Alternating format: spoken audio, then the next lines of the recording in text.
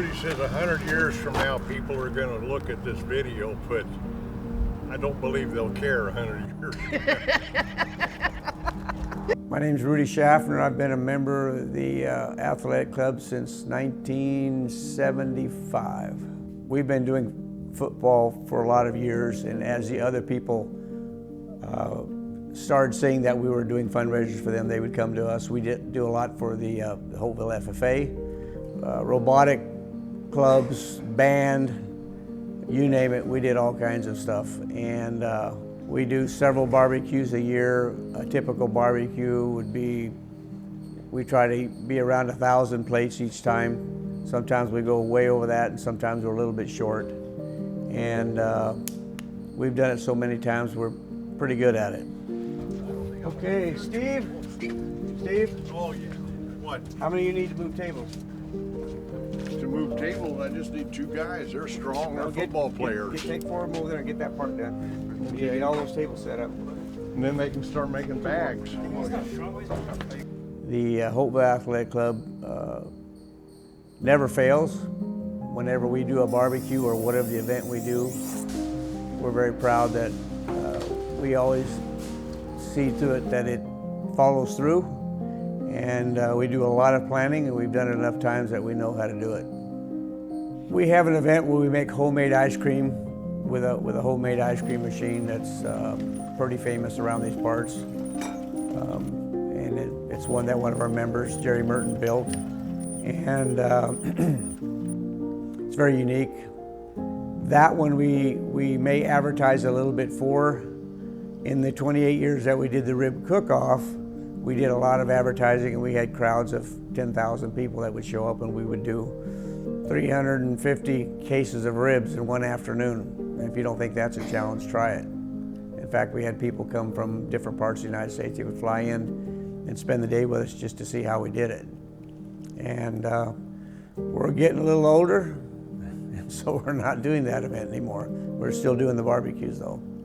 It's a lot of work to put one of these barbecues together. It starts weeks in advance. You have to order the meat, you have to order all the food, you have to prepare the food, you have to get a crew to come out and work to do it.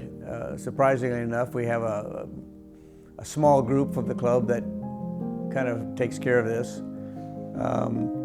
We're pretty adamant about having the groups who we raise funds for have what we call skin in the game. They come out and help. We think it's very important that kids know where the money came from, and when they come out and help, they know it's a lot of work to do it, and they appreciate it. And it's a good learning experience for them. And I think they're better for it.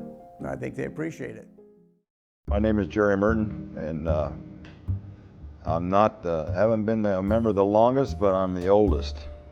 I joined the athletic club in 1987, and those were pretty good days. It was just more fun than work, and then the work started, and then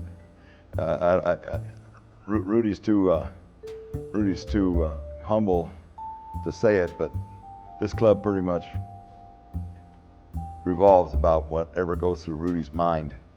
So Rudy's mind was, we're going to do something, and then we started working. Our first rib cook-off, I think we had 10 small backyard barbecues, and I don't know how many, 10 cases maybe, 10 ribs. And that's how it started out the first year, and worked its way up. Like Rudy said, 350, 400 cases in its prime. So we started the rib cook-off, and that went along pretty good. We didn't make a lot of money in the beginning, but we had a real good participation. The city of Holtville really made that rib cook-off work for us. They just pretty much couldn't do enough to make that work for the town. Then Rudy comes one day to see me, and he's got this little photograph, and he says, "Can you make one of these?" And it was looked like a little wagon with an engine on there and an ice cream bucket. And I said, "Yeah." Well. So that was in 1998 or 9. So that was our first year with that. And then I did that for 20 years or so. I've given that up now. I've passed it on. And I don't believe it would it would work in any other town, the dynamics in Holtville just made it work. There were different categories. You had the best ribs, you had the people's choice, you had best booth, best side dish, but it went on and on. We show up on Thursday night, barbecue's on Friday afternoon, and we group signs up and we come down here and we cut up the meat, no matter how much it is, which is cutting it into small portions and putting it in a pan, covering with tin foil, and then we usually cook them the next day. Then I gather a couple of the big boys out of the crew and out of the helpers we have, and I give them a once over on how to do it. We take the meat, take the wrapper off, drain the juice out, throw 3 pans in our mixer, boom, easy as that. So we really have, you know, some of the things that we innovated really make the barbecue work very well, and that's pretty much my part of it. So, my name is Daryl Gardner. I joined the club in 1984. I'm essentially a support person. You heard about all the heroes here. They've done a lot of work to make things happen. Rudy, over the years, after he built the ice cream machine, he built a kettle corn machine, and essentially I got the job of cooking kettle corn for him because I was the only one that didn't burn it. So I wasn't the greatest, but I didn't burn it. But it become automated over the years, and I essentially ran the kettle corn during most of the rib cook-offs, and different groups would join, Little League, FFA, and they would help me in the booth cooking the kettle corn and then bagging it up, and all the proceeds the club allowed them to have. We did somewhere in the neighborhood of 400 to 500 pounds during Rib Cook-Off, and that's pretty phenomenal. Our job was to make sure at the end that those people that still had tickets had a place to spend them. And of course, those proceeds, upwards of $5,000, went to that particular group that helped me. And they worked real hard during the day. That kettle corn machine also, quite a few years, went to FFA on a special event day, and we pre-sold 500 bags at $5 or $6 a bag. And we started at 6 o'clock in the morning and we wrapped up at noon. And our thing was to get out 500 bags. So then I progressed then on to, for the barbecues, as their bean cooker. And I got that job because, again, it was a long, hard, tedious job. We start early in the day and we start cooking beans, and we essentially go through the process of sticking with our recipe that everybody likes. We don't deviate.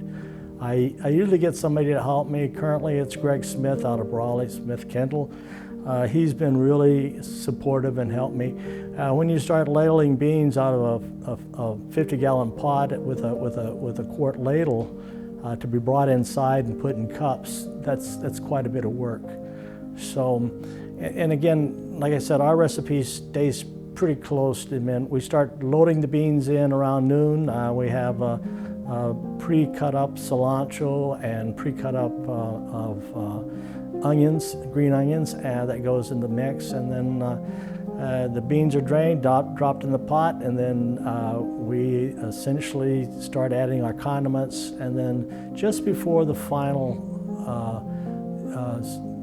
time to start serving, then we add about anywhere from 2 to 3 gallons of meat juice, and that's what the real secret is. And so over the years, there's many discussions on how we should change or make things better. And the biggest thing we did was add the conveyor belt that gets the food out of here in their trays, already plated. So essentially, and I don't think Rudy mentioned it, but the process is as the tickets are sold and the time starts around 4 o'clock, and the crowd shows up. They drive through our driveway here, and it is a double vehicle that circles around our building.